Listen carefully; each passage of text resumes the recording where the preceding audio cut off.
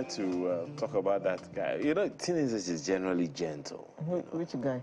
Gentle, you know.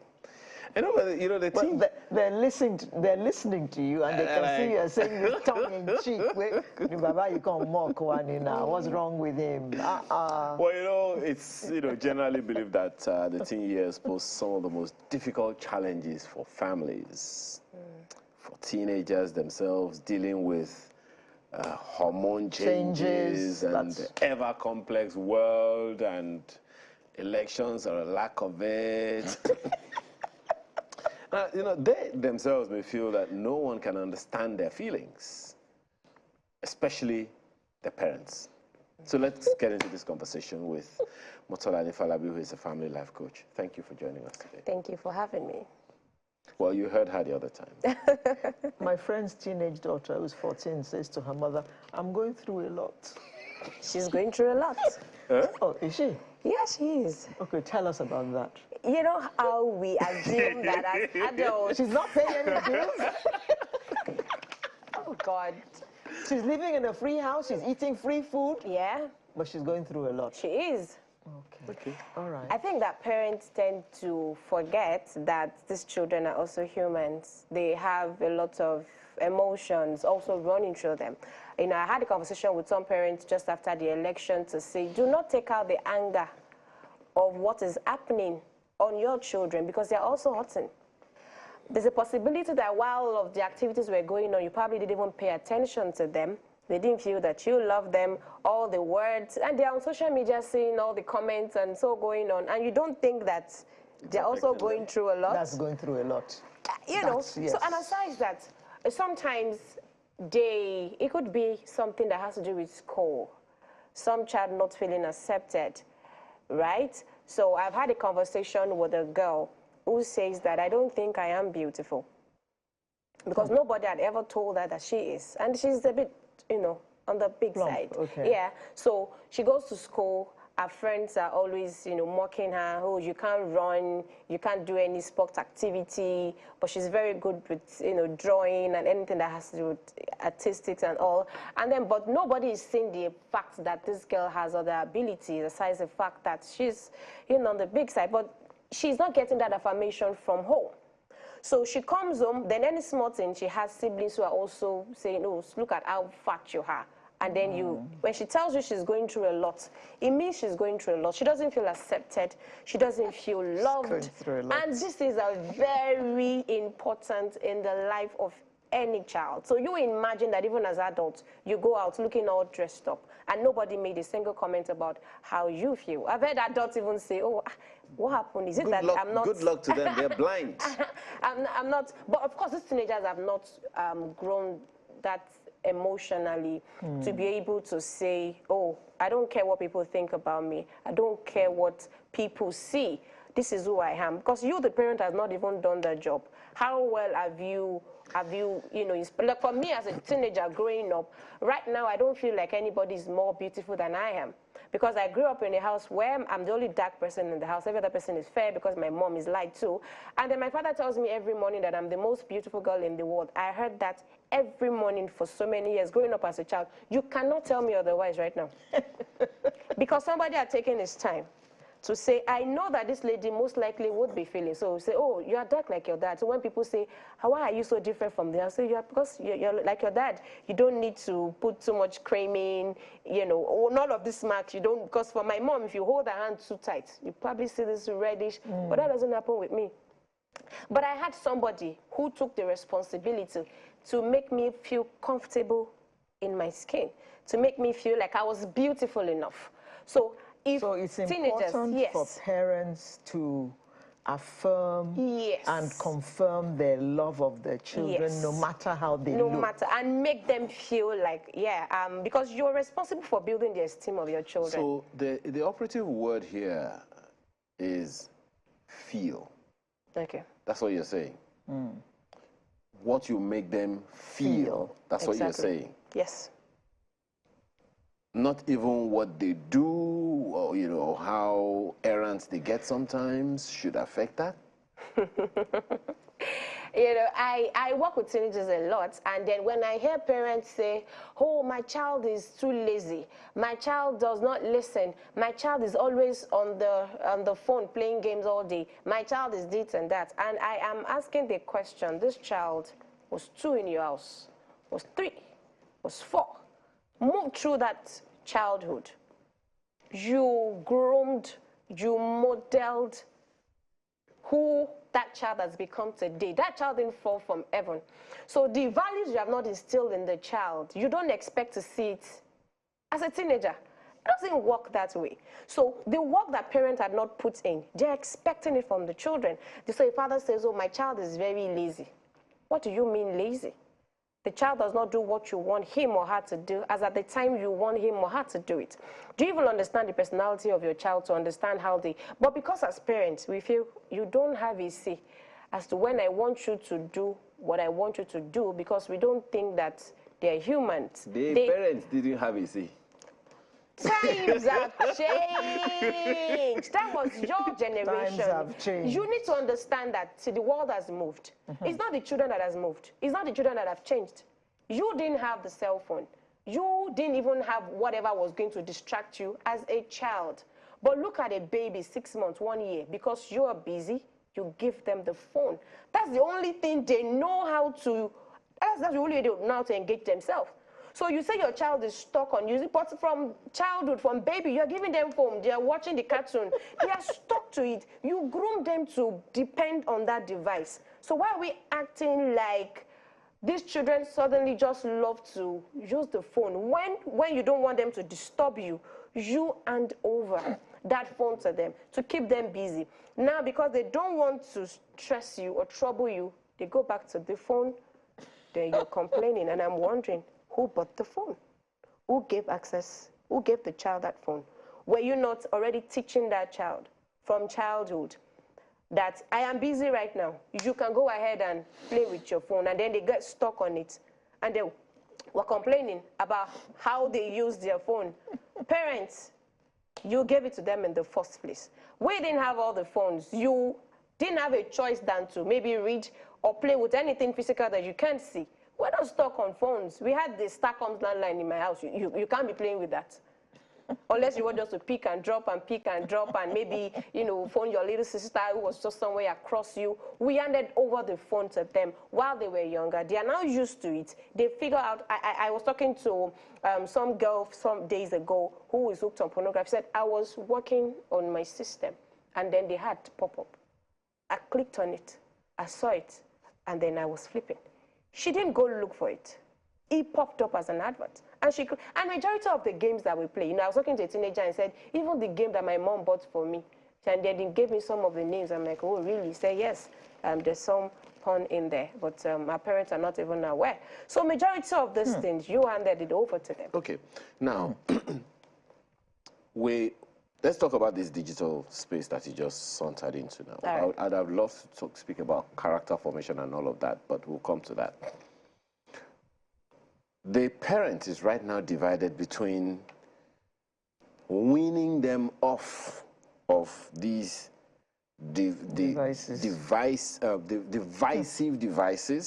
these distracting devices, and really keeping them up to date. Because the grandmothers of the future are going to be techie. Yeah. Okay.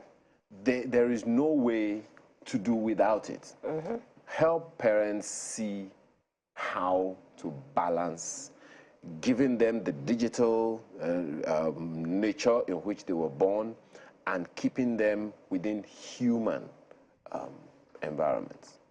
So the first thing I would say to parents is before you allow your child out there, because there are millions of information that they would have access to when they go online. But then the question is, what values have you imputed into them before they went on that platform? Because you will not always be there to see whatever it is that they're doing on their device. But the question is, what have you taught them about pornography? What sexual education have you given to them? What have you spoken to them about integrity, about lying, about bullying others? You know, so the child can go online and see. So it's the preparation before that time. Because some children are really techie, and all they wanted to do has to be done online or maybe on their device. But the values that you have imputed into them is what will make them see some things and say, no, I won't do this because I understand that it is not right.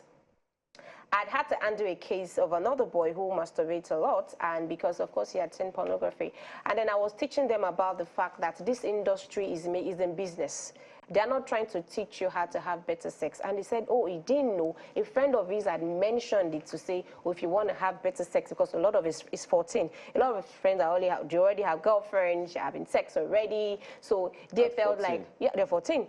And that if he watches it, it teaches him how. And by the time I was done, and then he came back, he said, it was just a class on that, on pornography. But he came and said, I want to see you, ma. I'm sure you're going to be very disappointed. I said, no, I wouldn't be. And then he said, oh, I'd watched it a couple of times, but I watched it because of this. But now that you have said this, I was feeling bad because I was thinking he was going to teach me, because I made them realize that. So if you had watched this and you're married in the future and then your wife has not watched, it's going to eventually become a problem. And then he said, oh, I didn't see it that way. Now the question is, who are the parents? What have you taught them? To say you don't go online and, insult other people. I see comments, you see things happening online, and some young girl goes in there and bash the adults. What has our parents taught her about respect, whether it's physical or online? So all of these habits that people are taking online, they would have done it even if it's physically. It's in them.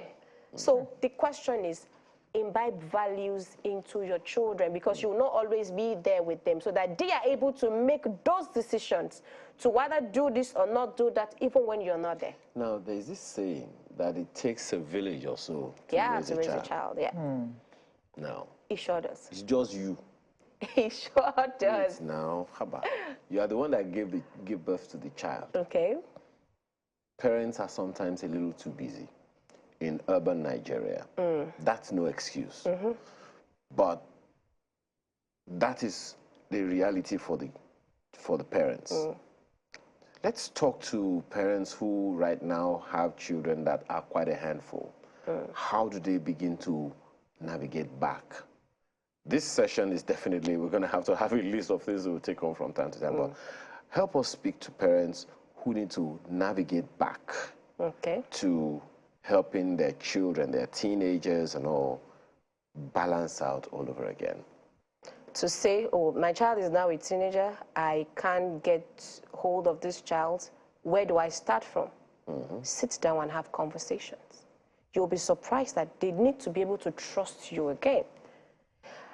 Parents have not learned to build relationship with their children. We want to bond with our spouses. We want our spouses to love us more. We are more careful about speaking our spouse's love language because we want the marriage to work. What are we doing intentionally with our children to bond with them, to make them feel that we love them? Or we don't think that they also need that? Relationship, I think, is what is most lacking. We give birth to them, we give them every other thing they need, and then out. Do your children really feel that you love you? I speak to majority of these teenagers, and they say, I don't think my parents love me.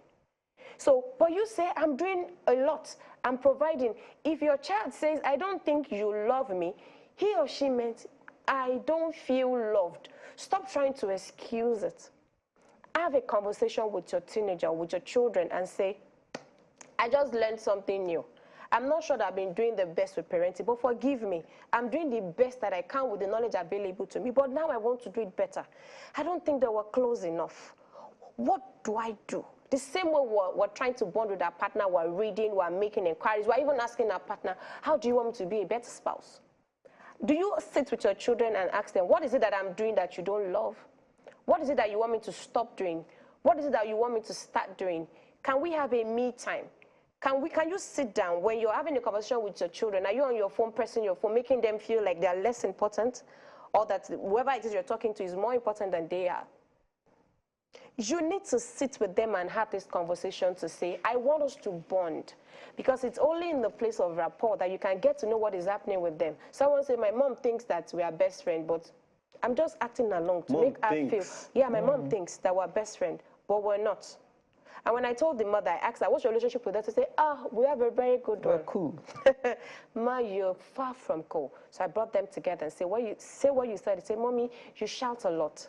When I'm trying to have a conversation with you, you're not listening. You're always insulting me. Even when I'm saying the truth, Mommy, you don't believe me. So there's no point. So I do whatever I did. And because you also beat me, I do whatever I want to do because, well, it will always be beaten. And I'm used to the beating anyways. So we are raising children who it would get to a level where we will not even be able to have a say in their life. Because on what basis? Even as adults right now, there is someone, if you get on a call, say you want to call your dad. As parents right now, you probably still have your own parents. Who do you spend more time with on the phone when you call? Do you spend longer time with your dad or you spend longer time talking to your mom? That's the person who had invested some level of, you've had that level of relationship which you can confide in. Some people right now, even as adults, cannot confide in their parents because they didn't have that relationship. Now, where you need to start from is sit with your children today and say, I want to be a better parent. What do you want me to do? And then let's discuss it. And it won't be a one-off. It could be once every week to say, okay, so what are we doing this week? Everybody in the family, do they even know what we're trying, the kind of family we're trying to build? To say as royalties that we have, we don't behave this way. We don't dress this way. We don't do this way.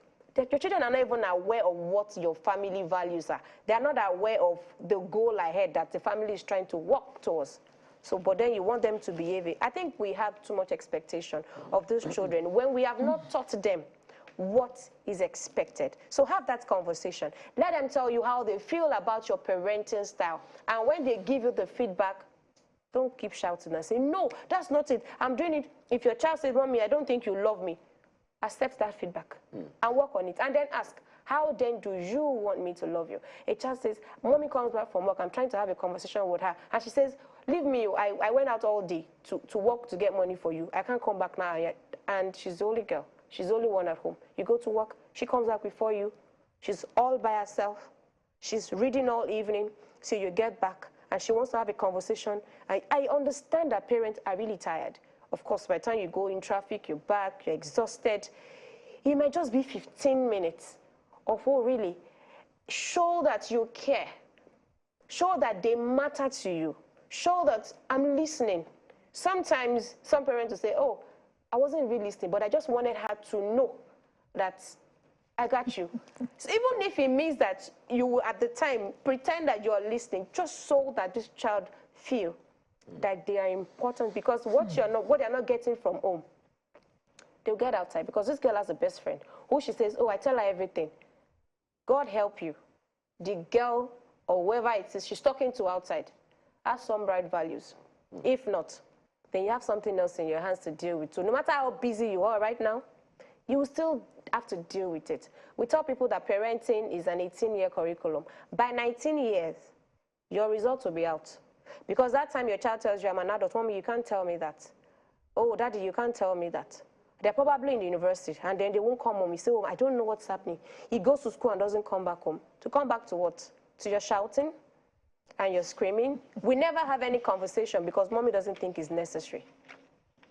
So parents, we need to do better. We need to treat these children as if they're also important. I value something that you said now, that parents, the whole families, need to have a set of values that they prioritize and imbibe in their children. Exactly. Do you see that lacking generally, or is just in pockets?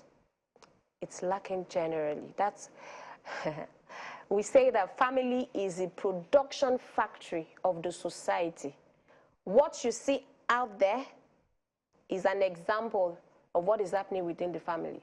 How many family has family values and vision? So marriages are contracted just for the husband and the wife, not with a vision of raising children for the society. That's what you're saying? They're not even thinking about it. Because every child out there right now troubling the world came out from a family. In fact, the adults that we are all complaining about troubling our world came out from a family. The area boy. The area from boy, a family. It came from a family. If we have all done what we needed to do, we would have all turned out better citizens. So if the people we see around Nigeria right now, do we see people with values? If we don't, then majority of the family, a lot, let me not say majority, a lot then do not have values, because we would see everybody in the society right now, to the politician, to the Okada rider, to the someone in the public sector or private sector, someone in an organization who comes late to work, or someone within the private sector who is rude to the boss, or someone in the private sector who is stealing. They all came out from a family. What values was imputed into them? We are very sober. We're going to answer this. I hereby, on behalf of all parents who have not done as well as you have accused us, I hereby take your lashing and layard. And we apologize our children. To the children. And say we are going to try and do better. There's no manual for parenting. We should understand that. Like we always say, that mine has turned out okay, or that yours has turned out okay, is by the special grace of God. There's no manual. You do your best, and you leave the rest. I guess someone is going to have to come up with that manual. For now, we have to thank you for being here. Mutolani Falabi is a family life coach. Thank you so much. We truly appreciate your time. Thank you. Thank you. Okay. Can we just have some tension-easing moments? When we return from we are just being given some humble pie. We'll be right back.